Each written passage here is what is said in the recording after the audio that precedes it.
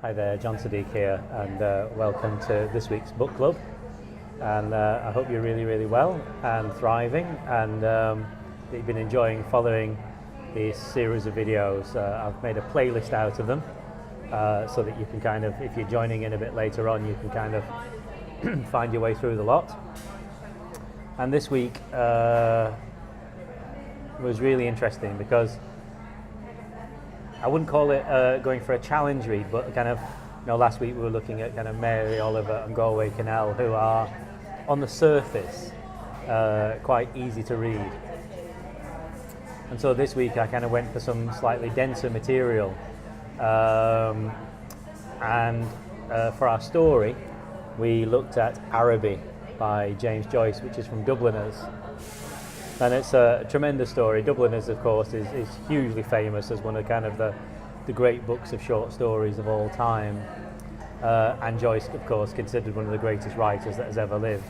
And I myself, I'm kind of a huge fan. I read Ulysses when I was in my late 20s, and it profoundly changed how I looked at literature and my kind of beginnings of writing. It kind of affected me so much that it really showed me what literature was capable of on a much more human level. Dubliners, of course, is earlier than Ulysses, but originally Joyce was kind of thinking that what became Ulysses was going to be another short story that would be in Ulysses, and he finished writing The Dead, and then this kind of project opened up and it became this 7 years of work for him, and Ulysses was born. But back to Araby.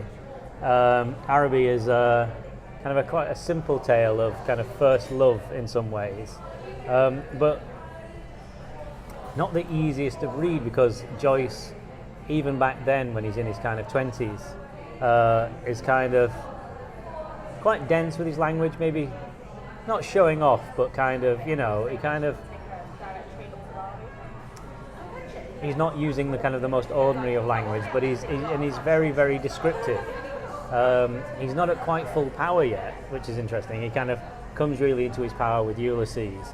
Well, at the end of The Dead, actually, the story of The Dead, which is also in Dubliners, you see kind of where Joyce is kind of really going to go.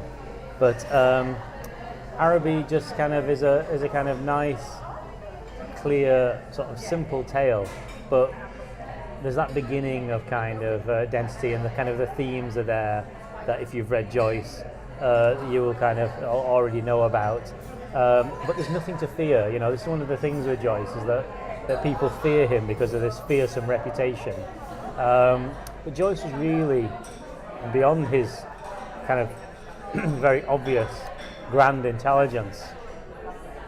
He was very much a writer of quite human, simple, heartful tales.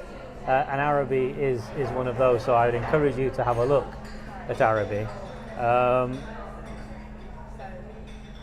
And something happened with both the things that we looked at today within the group that really kind of showed me that the group is kind of becoming much stronger. We had a better turnout today. We had 8 today. We were lacking a few people because somebody had to be away for some very personal matters. Somebody's on holiday. Somebody else is off doing a poetry reading in London, which is fantastic. And somebody else couldn't be there because I think they're having breakfast with Jeremy Corbyn, who apparently is in town. So I was expecting there to be nobody around at all. But we had 8. And when we first looked at Araby, it felt like it was kind of a little bit impenetrable. So we just kind of sat with it for a little while and talked about it in a very kind of sort of simple sort of way, about maybe just looking at the images and things like that, and kind of the kind of the point of view in the story, and kind of what was really going on. And what we found is that after we kind of considered things together for a bit, one person adding a little bit here, well, I thought this, and I really like this bit here, and did you notice how he did that? It seemed that we kind of started kind of going a bit deeper into the story, and this seems to be the kind of like the power, another power of the group, which is kind of, if we read something and maybe it's kind of a little more tricky to get in the first place, we might just be dismissive of it and think, oh, that's not for me, I'm not the person who can kind of read these these difficult stories. But I found that we started adding to each other's kind of thought and adding to each other's feeling, and actually building a much richer kind of version of the story than any one of us had seen in the first place. So the power of the book group today was quite incredible. It's also lovely because people are beginning to kind of socially kind of mesh a bit more. A couple have gone off for coffee together after the group and things like that, and there was a lot less of the kind of referring it to our personal stories today, and kind of really kind of wanting to kind of get to grips with the text, but without getting into any kind of sort of crazy literature stuff. It was still just kind of reading a story together. So that was fantastic. Here's a little excerpt from Araby. One evening, I went into the back drawing room in which the priest had died. It was a dark, rainy evening, and there was no sound in the house. Through one of the broken panes, I heard the rain impinge upon the earth, the fine, incessant needles of water playing in the sodden beds. Some distant lamp or lighted window gleamed below me. I was thankful that I could see so little. All my senses seemed to desire to veil themselves, and, feeling that I was about to slip from them, I pressed the palms of my hands together until they trembled, murmuring, oh love, many times. At last she spoke to me. When she first addressed the words to me, I was so confused that I did not know what to answer. She asked me if I was going to Araby. I forgot whether I answered yes or no. It would be a splendid bazaar. She said she would love to go. There you have it. So please have a look at Araby, or have a look at Dubliners, and let me know what you think below. And it'd be really interesting to think, especially sort of the end. What's going on there at the end? That's quite something going on there. For our poet and for our poem, we looked at maybe one of the greatest women writers of all time. And what's really fascinating about this poet is that she is largely unknown in this country, and yet if you went to Latin America, her name is everywhere. There's not a town without a street named after her, especially in her home country of Chile. There are squares everywhere. She's on the back of the 500 peso note, or the 5,000 peso note in Chile. And she is, of course, Gabriela Mistral, who won the Nobel Prize for Literature in 1945. 1945. That's just kind of, this is kind of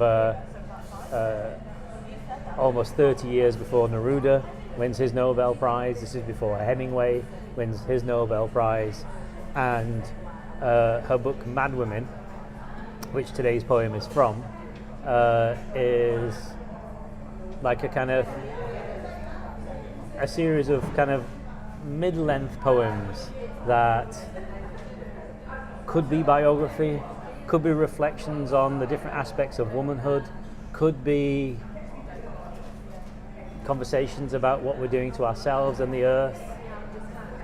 Mistral was an incredible reformer. She revolutionized the school system and made it kind of much more open and accessible to ordinary people. She's really somebody worth knowing about.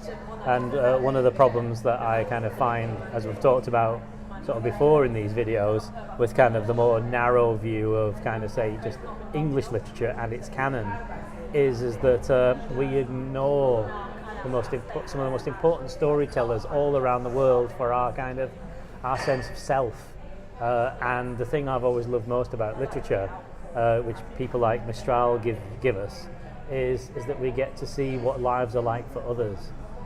Particularly as a man reading a very sort of womanly poem, it gives me insight, like Sharon Olds does, into kind of what it is to be not just this, but to kind of for more of our species, and the kind of the realities of that on a kind of, like Joyce, on a kind of very primal sort of level.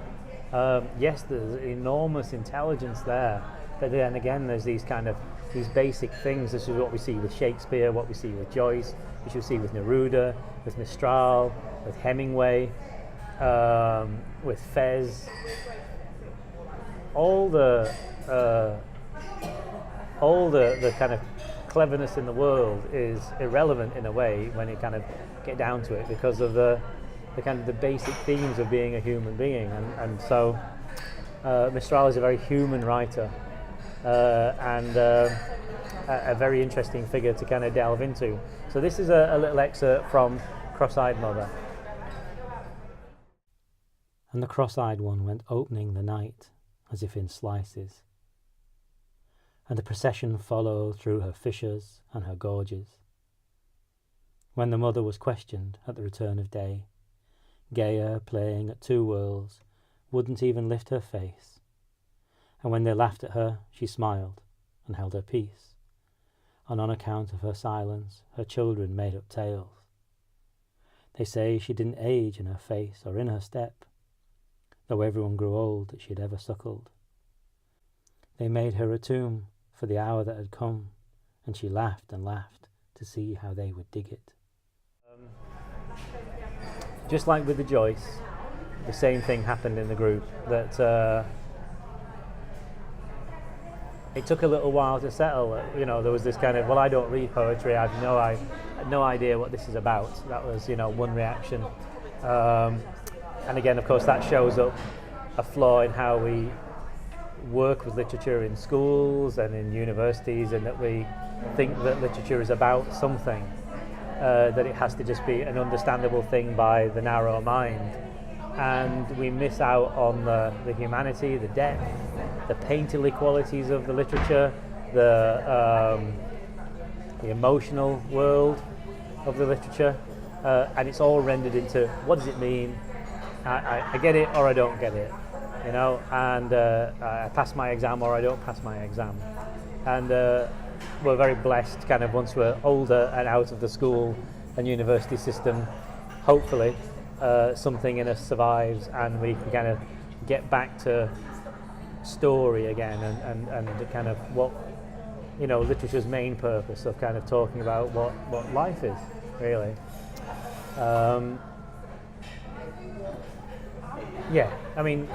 I just can't recommend Joyce or Mistral highly enough.